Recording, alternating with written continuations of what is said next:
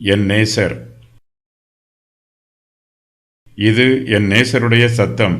இதோ அவர் மலைகள் மேல் குதித்தும் மேடுகள் மேல் துள்ளியும் வருகிறார். கிறிஸ்துவோடு ஐக்கியமாய் இருப்பதே சபையின் சந்தோஷம். அவரோடு இன்னும் நெருக்கமான ஐக்கியத்தில் இருப்பதற்கு வாய்ப்புள்ளது என்பதை நினைத்து சபை அதிகமாய் சந்தோஷப்படும். கிறிஸ்துவானவர் தங்களை கிட்டிச் சேருவதை உணரும்போது விசுவாசிகளுக்கு மிகுந்த சந்தோஷமும் ஆறுதலும் உண்டாகும். மணவாளன் மணவாட்டிக்கு அருகாமையில் வருகிறார். அவளுடைய செவிகளில் நேசருடைய சத்தம் தொனிக்கிறது. அதை அவள் உணர்ந்து, இது என் நேசருடைய சத்தம் என்று சந்தோஷமாய் சொல்லுகிறாள். கிறிஸ்துவானவர் தாம் வருவதை அறிவிக்கிறார். மணவாட்டி கிறிஸ்துவின் வருகையை கேட்பது மாத்திரமல்ல, அவருடைய வருகையை காணவும் செய்கிறாள்.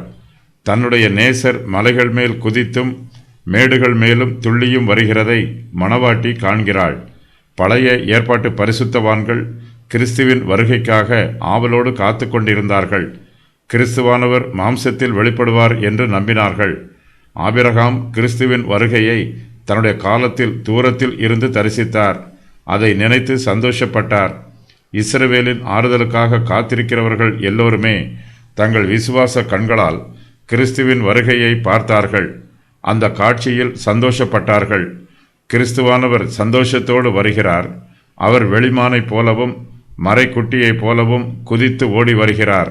மனுபுத்திரரை காண வேண்டும் என்று சந்தோஷமாய் வருகிறார். நாம் அவருக்கு பிரியமானவர்களாய் இருக்கிறோம். கிறிஸ்து தமக்கு பிரியமானவர்களை தேடி ஓடி வருகிறார்.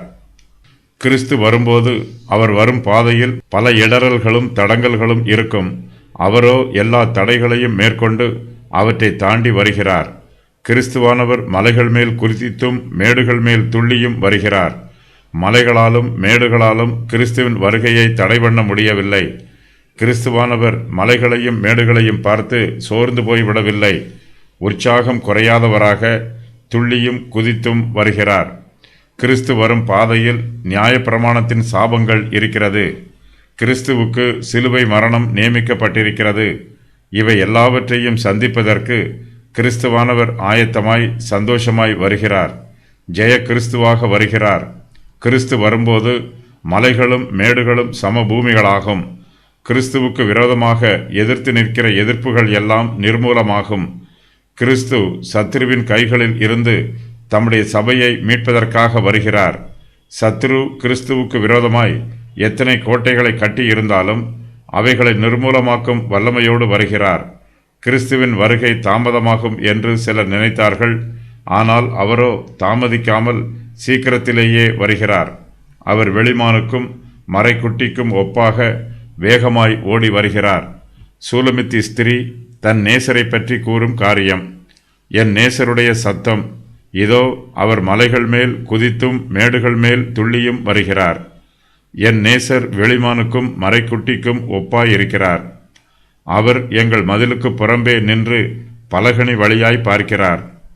அவர் கிராதியின் வழியாய் தமது மலர்ந்த முகத்தை காண்பிக்கிறார். என் நேசர் என்னோடே பேசினார்.